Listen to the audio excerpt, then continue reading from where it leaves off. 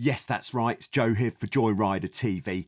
And what we're looking at today are going to be the most significant classes of beach catamaran. Now, there are a lot of boats to go through, so I've put them into different categories, as you can see here. There are a huge amount of catamarans that have been around over the years. So I've had to pick and choose what I felt were the most significant. So if your type of catamaran has been missed from this presentation, please put it in the comments below and I will do something about that.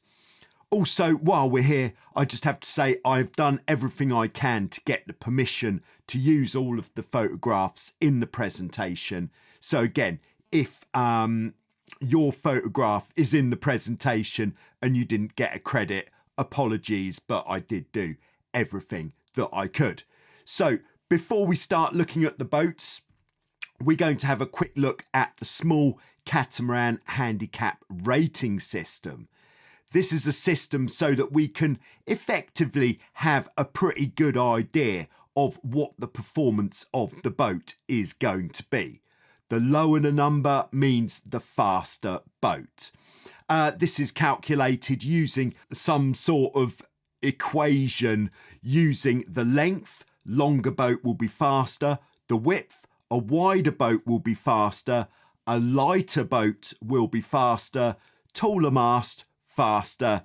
Bigger sails, faster. Spinnaker, faster. And if it has dagger boards, faster than centreboards. Centreboards faster than skeg hulls. Now, if it's got foils that let it lift out of the water, that is going to be faster still. All right, so we're going to start off by looking at rotomolded boats. Now, these are what you could call the plastic boats, extremely durable, and they all share similar characteristics because they're built to be as user-friendly as possible. So the first and most prominent feature that all of these boats have is high volume hulls. That means that you can put a lot of weight on these rotomolded boats and they're not going to sink down into the water as much. Makes them easier to sail and more versatile. I've mentioned that they're very strong, but they're also very simple, which is why on beaches in front of hotels around the world, you're more likely to find a rotomolded boat than anything else.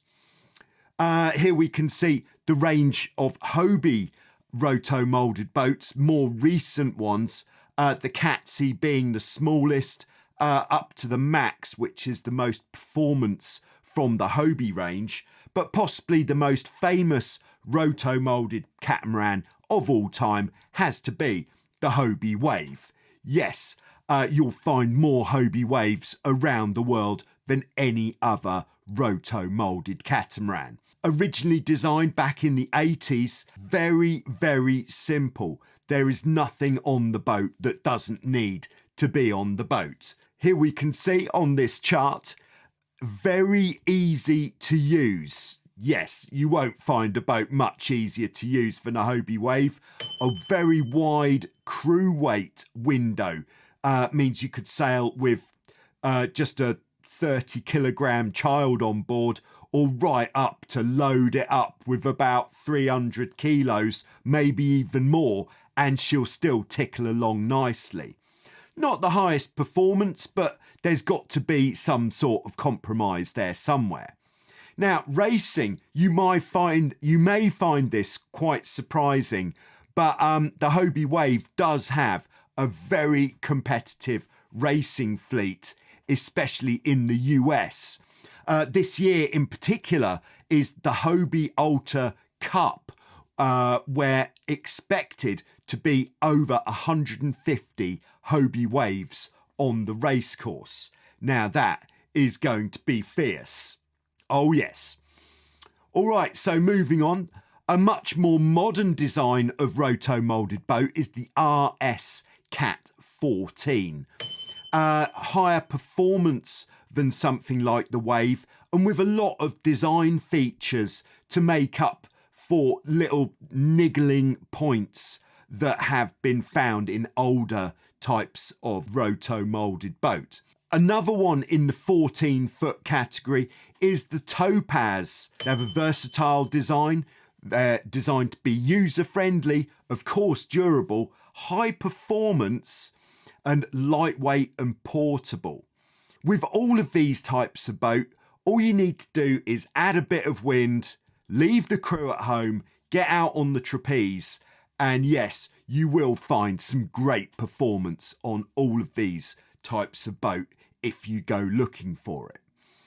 Brand new this year is the RS Cat 12.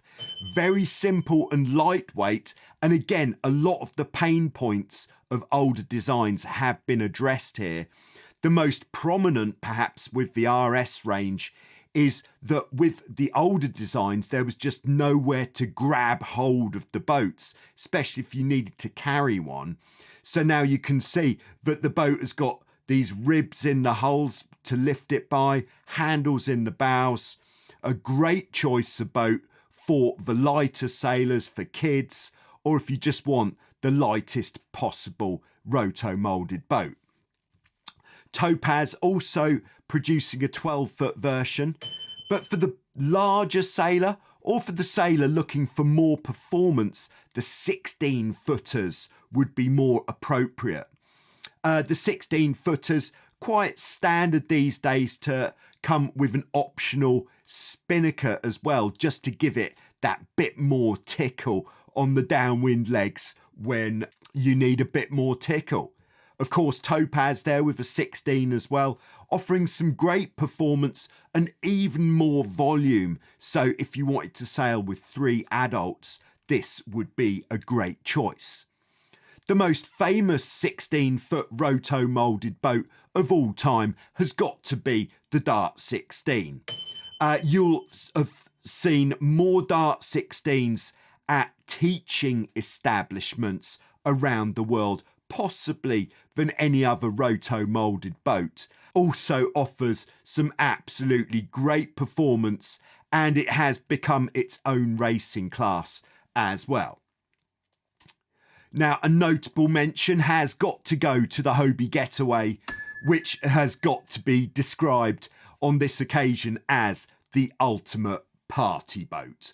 Oh yes, so much volume in the hulls. It's got a trampoline between the bows. It means you could sail a Hobie Getaway with 6 adults and a dog. Oh yes, everybody is invited on the Getaway.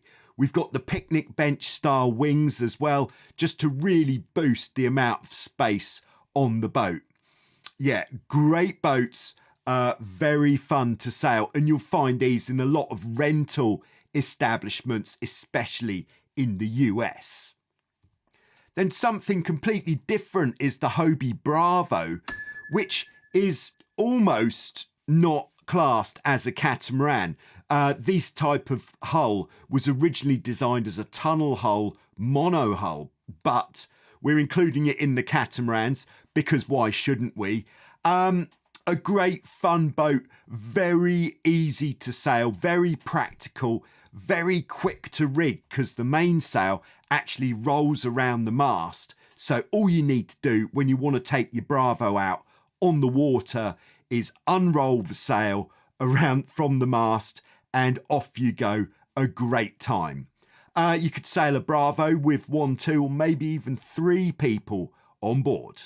Okay, so moving on to our next category, the inflatable boats. Yes, if your concerns about getting into catamaran sailing are to do with transportation or storage of the boat, then these bad boys certainly will tick all of the boxes. Starting off with the smallest boat on the whole list, the Minicat Guppy. Yes, the Minicat Guppy, just 27 kilos and 3 meters long. We can see that it's extremely easy to use. It can take a pretty broad spectrum of crew weight because all of the inflatable boats, bit like the Rotomolded boats, have a lot of volume in these inflatable hulls for the size of the actual hulls. Pretty low performance. Yeah, it's not going to set any speed records, but when you take an inflatable boat out sailing, as long as you manage your expectations, you are still going to have a great time. The Guppy, being the smallest boat, actually fits into one bag when it's deflated and dismantled, and will fit in the back of a regular size car. Just moving on to something slightly bigger and very robust is the Smartkat 460. Much bigger boat. We're gaining a bit of weight there with that extra size, and we'll be gaining a bit of performance with this type of boat as well. But I consider the industry standard of inflatable boats to be the Minicat 420. Yes, 4 meters 2 long and 48 kilograms. The 420 really does tick all of the boxes. This one just packs down into 2 bags. You could take it on an aeroplane. You could store it under your bed. And yes, I've got one. This is sailing the Minicat 420 in Vasiliki Bay. Very easy to sail, very simple. And if we go on to the next picture, you can see underneath the boat, the plastic skeg which attaches to the hull. This skeg is to stop the boat from sliding sideways through the water, and it's pretty unique amongst the inflatable boats. The other brands not using this. But as well as this design feature, the Minicat has the right amount of parts to make it solid. It feels sturdy, very well built. Now, I did actually take the Minicat. This is the boat in the Volkswagen Polo.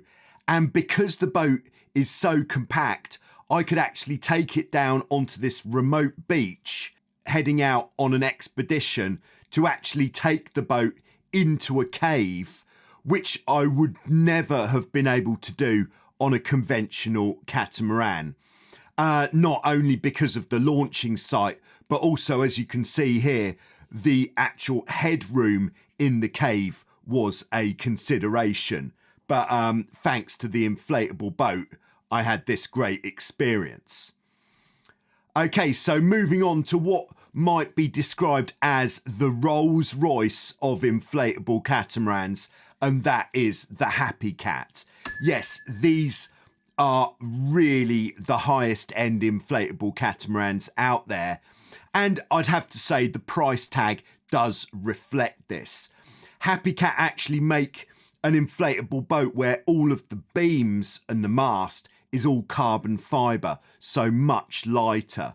But the Hurricane here, you could also describe this as the inflatable version of something like the Getaway. Very high volume hulls, 6 people on a boat like this, but still offering sparkling performance, and they do offer racing. Very good choice if you want the ultimate inflatable catamaran.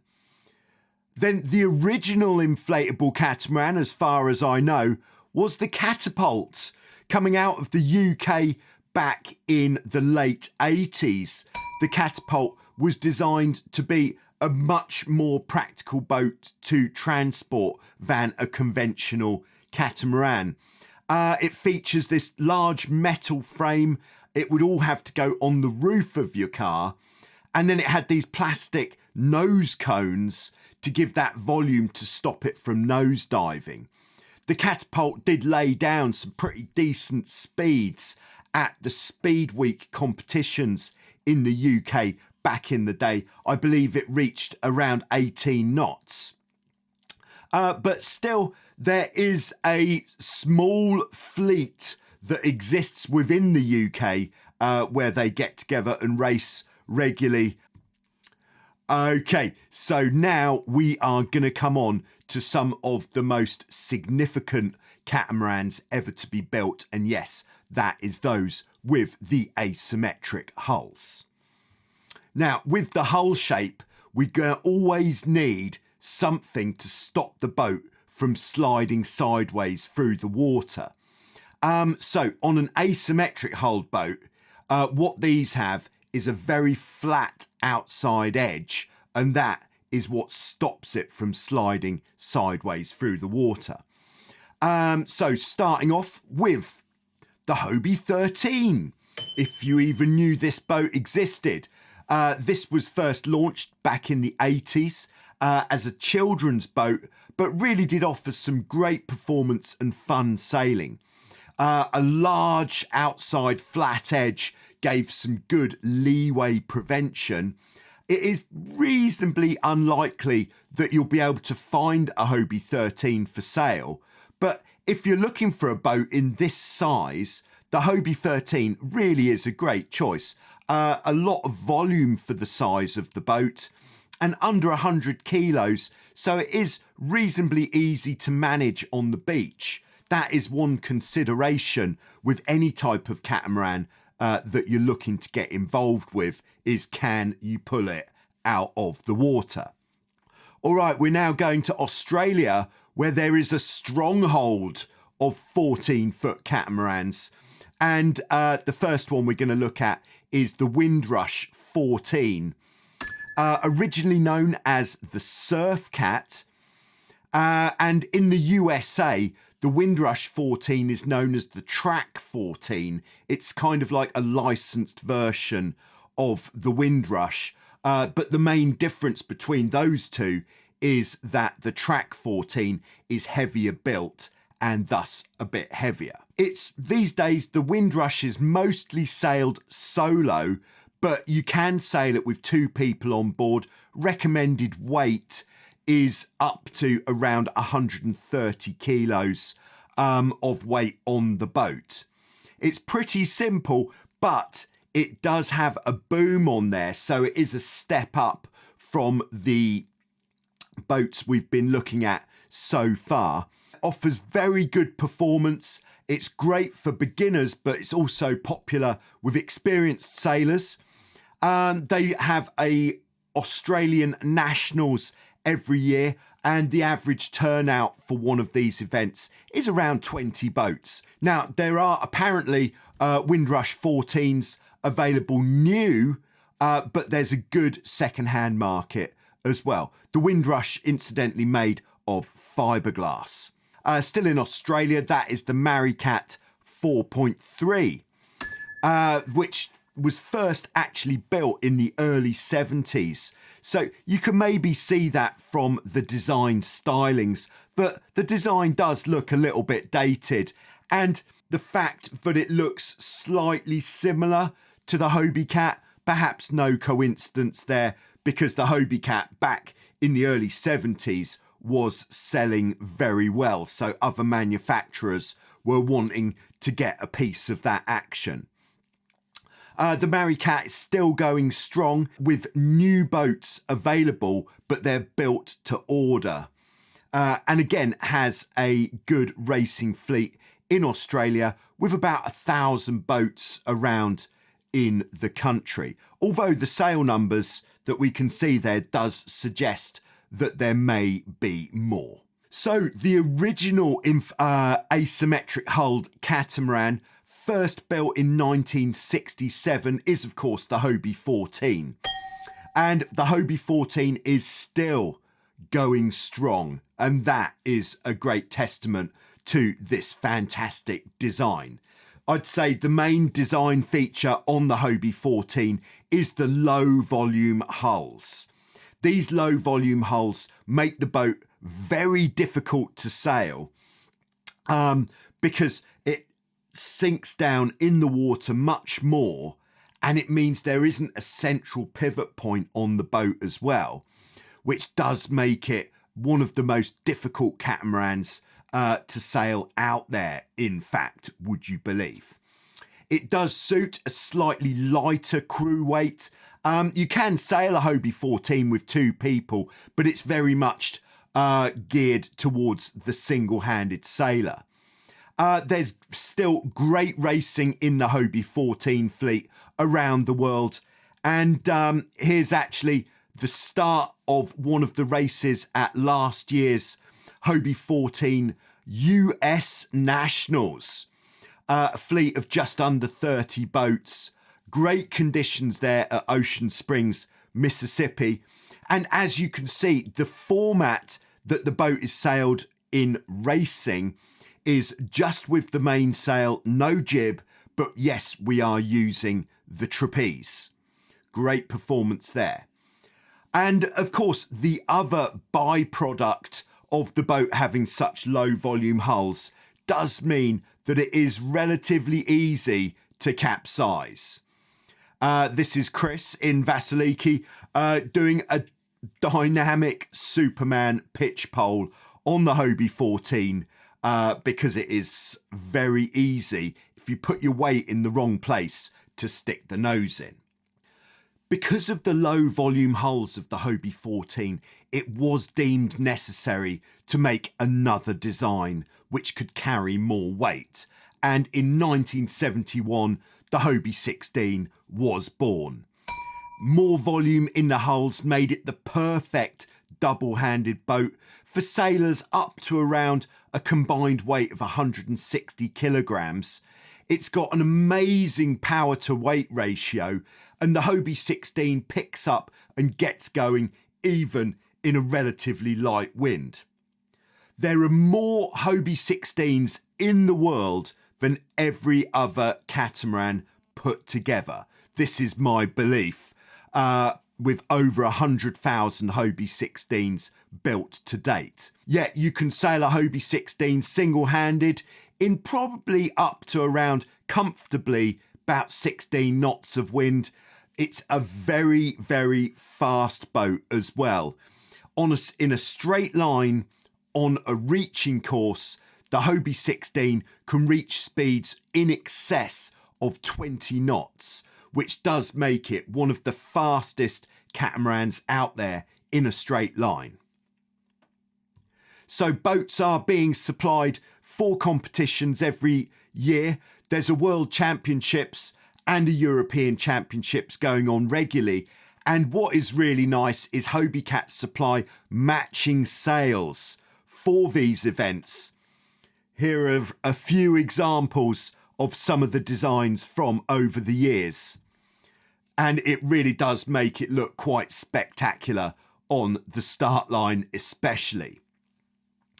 But the Hobie 16 still has relatively low volume hulls with not much volume in the bows of the boat, which does make it quite easy to stick the nose in and flip it, or if you put too much weight at the back, the Hobie salute is where we have both bows pointing straight upwards for a backwards capsize.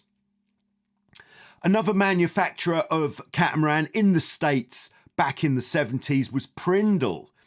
And Prindle's answer to the success of the Hobie was firstly the Prindle 15. Again, designed more as a single-handed boat, but we can see here much more volume in the hulls, which did make it carry more weight much easier. Also made it easier to sail than the Hobie 14. Prindle also produced a 16. Now, unfortunately, not in production for a long time, but mostly you'll find the Prindles in the USA. There are some in Europe and the rest of the world, but Prindle's definitely most popular in the States. Still being raced and just celebrated their 50th anniversary. Very durable boats, still great performance, great fun to sail.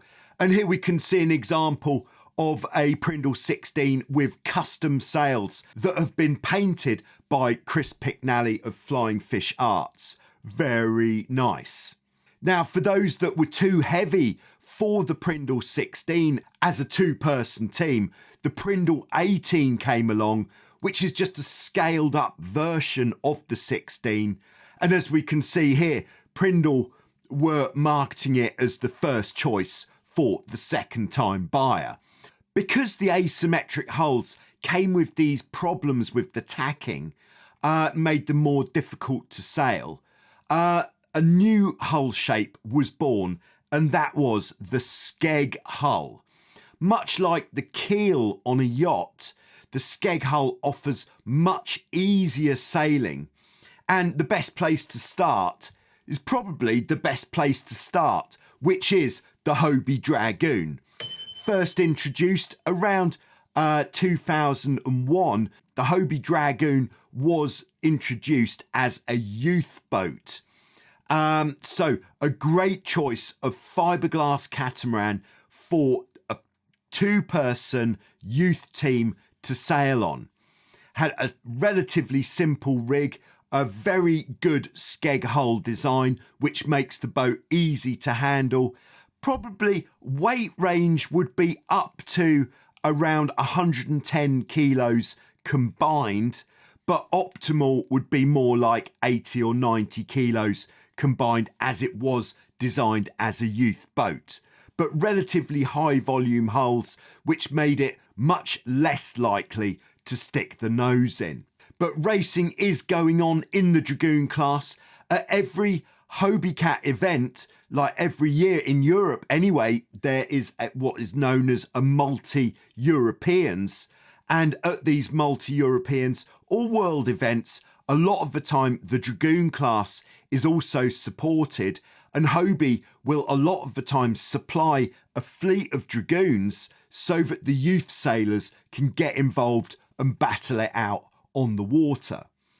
But like with a lot of youth boats, they are great fun to sail single-handed as a grown-up. And you can throw a lot of wind at the Dragoon, but you have to be ready to suffer the consequences. Boom. Yes. So back to Australia for one of the most popular youth classes down there. This is the Arufura Cadet, which is very much like if the Optimist dinghy was a catamaran, then I think you would have the Arufura. First produced in the late 70s, but still built now. Extremely simple. It's got small sails, very lightweight. You can see there just 40 kilos, which does mean that on a trolley, one youth sailor could pull one of these out of the water on their own. At the Australian Nationals every year, expect to get up to 30 boats. That is a great fleet and a great way for young sailors to get into the sport. They have been designed so that they could be built at home, and plans are supplied so that if you've got the time, the enthusiasm and the skills, you could actually build your own hulls for one of these bad boys. So the same company who designed and built the Arufura also for the adults have the Arrow catamaran in Australia. Very lightweight, which does make this a very attractive boat when it comes to manoeuvring it on the beach. I would have to say there's nothing worse than after absolutely pounding it out on the water for a day to then have to drag your heavy boat out of the water. So a lightweight boat does have a lot going for it. They've got much more tweakable controls on the Arrow, which does make it quite suited to not only the intermediate sailor, but also the more experienced sailors, which means that the competitions in Australia on the Arrow do attract a very high level of sailor. Then something completely different in the skeg hull category is the Hobie 15.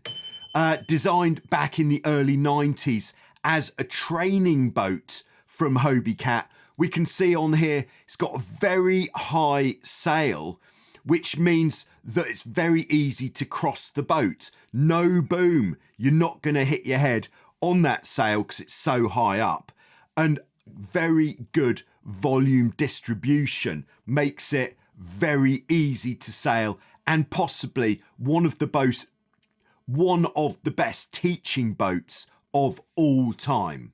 The Hobie 15 has been a staple of Wild Wind sailing holidays where I've been working since I've started there in the 90s, and so easy to sail, but the durability of these boats, even though it's built from fiberglass, it is as solid as a tank. But even though it is a teaching boat, yes, you can still have a great time on a Hobie 15 and throw a bit of wind at it, perhaps take one out single-handed. And yes, it is a great boat for learning helming on the trapeze. If you're out single-handed, flying the hull, very nice. Then a bit later, again, 2001, came along the Hobie Pacific, a much bigger cousin of the Hobie 15, built as an all-rounder. It came from the success of the Hobie Tiger, which we'll be coming on to. The Hobie Pacific was like a simplified Tiger, with skeg hulls, a standard nose spinnaker, although a spinnaker is available, like with a lot of boats these days. A great blasting boat, great for taking to other beaches, for adventuring, loads of volume in the hulls, so you could sail a Hobie Pacific with a lot of weight. 2011 was when the last Pacifics were built. But great performance, these boats easily exceeding 20 knots of boat speed.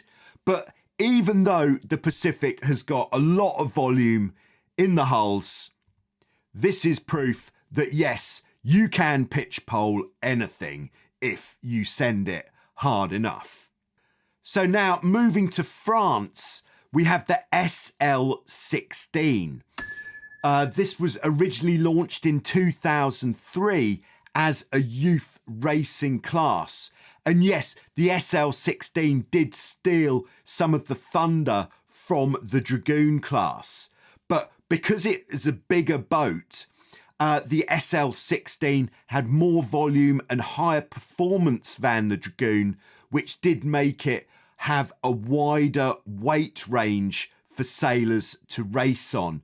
The main stronghold now for the SL16 is in France, but if you can find one, this is a great choice of boat, especially if you are in France and you do want to get involved in some competition.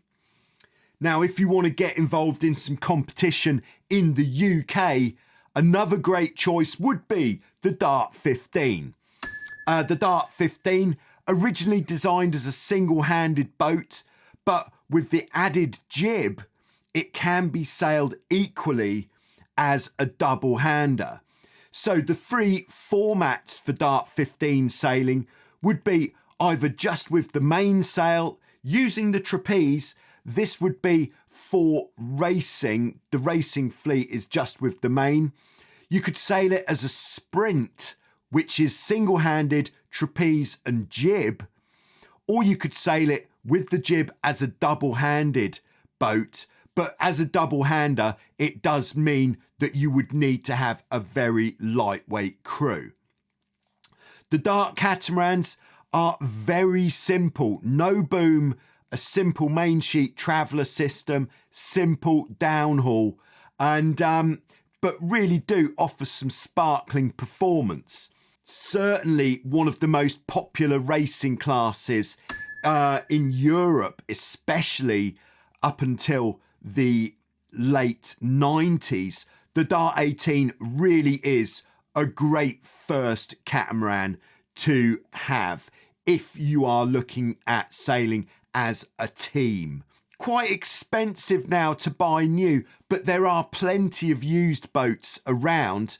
It's a bit less powerful than the Hobies of the same size, but that means it's got a better wind range, perhaps, you could argue.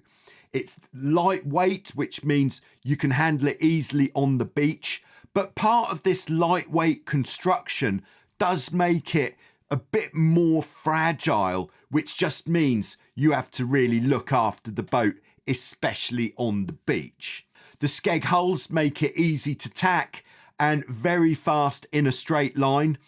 And with the Dart 18, it has got an absolutely unique feature that means if you leave the jib at home and you leave the crew at home, then you can actually race Dart 18s evenly, single-handed against double-handed boats, very evenly matched. The Dart 18 still attracting big fleets out onto the race course with up to 100 boats competing at the British Nationals every year, and World Championships going on every 4 years. So now moving to Germany, where we have the Tomcat catamarans. Common theme across the Tomcat range is they offer high performance, exciting sailing and an extremely robust construction.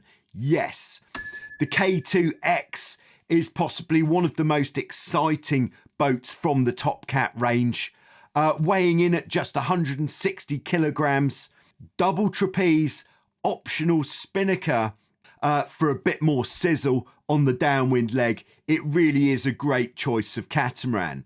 And very versatile as well. It doesn't have a boom on here, just like a innovative half boom where the main sheet attaches, which does make it a good choice of the experienced sailor or of the complete beginner.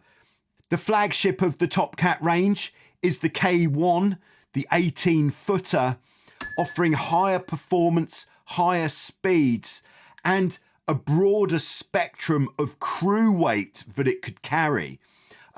Very, very high volume hulls on the K1 means that you could sail one of these easily with over 200 kilos of crew weight. But Tomcat has got quite an extensive range, starting from the Avanti, which is a rotomolded boat, very popular with sailing schools, the K4X, and then the K3X, which is possibly the most suited to single-handed sailing. So next we're heading to the US of A for the G-Cat, and we're going to be featuring the 5.7 here. And thanks to Chris from Flying Fish Arts for sending in the pictures and the information on the G-Cat. I'm willing to say there are no G-Cats in Europe. If you've got a G-Cat and you're in Europe, put it in the comments below because we need to know. Very quick, first built in 1981. Around 500 5.7s have been built to date, although they're no longer being built, so that is how many there are going to be. Extremely durable, very simple and great fun to sail.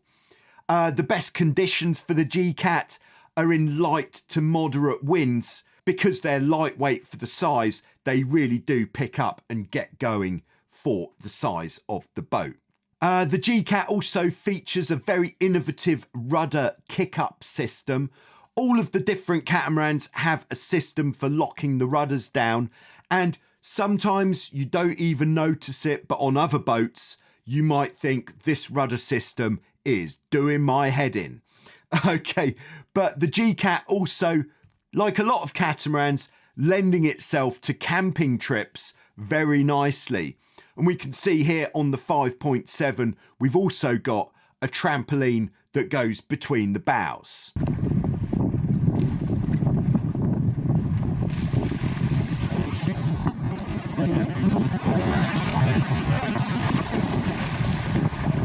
Oh yes. Keeping it in the USA, a competitor for the G-Cat was the Supercat 17. Perhaps slightly higher performance on the Supercat. The Supercat range is from Boston Whaler, featured 3 boats in the range, a 15, a 17 and a 20-foot model, offering higher performance, not particularly complicated, and great sailing on a lightweight, durable catamaran. These pictures are all from Brazil, in fact, where there's still a competitive Supercat fleet. Like the Hobie Cat range, the Supercats offered choices of different coloured sail just to add a bit of sparkle to the sailing experience. If your budget allows, a great place to start would be the Nacra 500, and here we're featuring the Mark II, which is a brand new design from Nacra Catamarans. Nacra, now based in Holland, building these very high-end catamarans which really do tick all the boxes for all levels of sailor. The unique feature with the Nacra skeg hulled boats is they offer the same high level of finishing and manufacture as their top end racing boats, like the Nacra 17, the Olympic boat. And like with a lot of boats, optional spinnaker for a bit more sizzle on the downwind leg. And here we can see one of the spinnaker options is to have it actually on a furler, which makes it a very easy to use spinnaker. The 500 also available with Mylar racing sails. For the heavier sailor, the 500 probably good for up to around 160 kilos combined.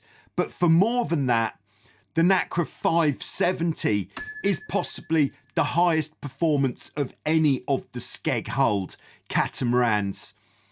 At over 18 feet long, 2 meters 50 wide, weighing in at just 170 kilos, the Nacra 570 really does offer the highest performance possible in this category of catamaran. Available also with racing sails, and we can see the sail design here is a little nod towards the modern deck sweeper sail, where the bottom of the mainsail, especially at the mast, is coming lower down for greater efficiency. Nacra have made a wide range of skeg-hulled catamarans over the years, and here's just some of them. The 460, another recent design, good for sailing schools or lighter sailors. And then the evolution of the Nacra 500 started off with the 5.0, then moved on to the 500 Mark 1, and now we're at the 500 Mark 2. Also for the larger sailor, the evolution, you could say, of the 570 started its life as the 5.7, as a higher performance catamaran for the heavier sailors. Back in the 80s, Dart were trying to build off the success of the Dart 18 and brought out the Dart 20 Stampede.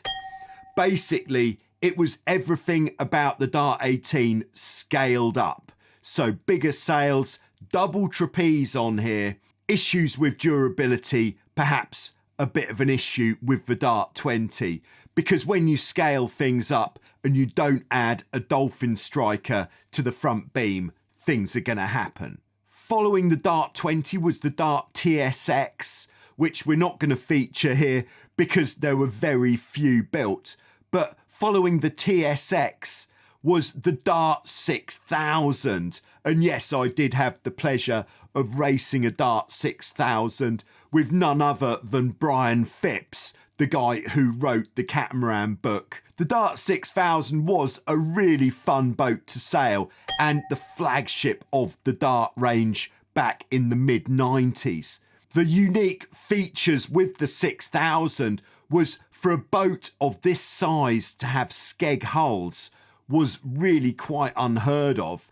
And just a mainsail and asymmetric spinnaker. The spinnaker just flying from the bridle wires, so no spinnaker pole on the 6000. But because it was quite narrow, didn't have a jib, it made the rating on the Dart 6000 very favourable for handicap racing, which did actually mean that you could do well at some long distance events on the Dart 6000. So that is the end of part one. Thanks for making it to the end. If you want to see part two, which is going to be symmetrical hulled boats, more performance boats, foiling boats, and the ultimate in catamaran technology, just head over to this one here. I'll see you there.